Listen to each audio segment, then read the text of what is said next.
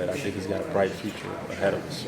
Well, that was my next question. It looks you've got 3 linebackers, so that definitely fills a need, but they're also a bit undersized. So how do you, in terms of them maybe coming in and competing early, how do you see that working out? Yeah, well, you can talk about size, but again, a lot of times it's the size of the player's heart.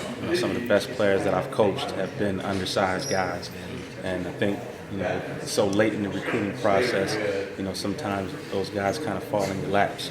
Good players may be overlooked because of their size, and all of those guys, they're good players, and as long as they come in and compete from day one, which I think they will, they'll have an opportunity to get in rotation.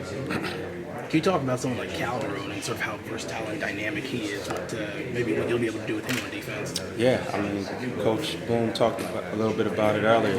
He has a lot of versatility. A lot of what you see is on offense, but he's got just the natural ability that translates over to defense. You watch some of his clips, to Nike camp and some of those things. He has the ability to play one-on-one in man coverage, and that's a lot of what we're going to do with our safeties. So I think he'll fit right in with the scheme that way. And then you're always excited to have a guy who can, get an interception and take it back to the house because he has that ability after the catch. So I think that's something that he brings to the table.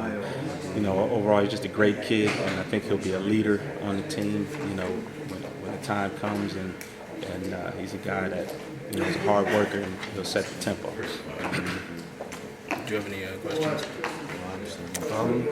It seems like one of the things that Coach Bloomgren's mentioned a lot is physicality, and that's something that he values. Is that something that you feel like is going to be a characteristic part of this defense this upcoming year? Absolutely.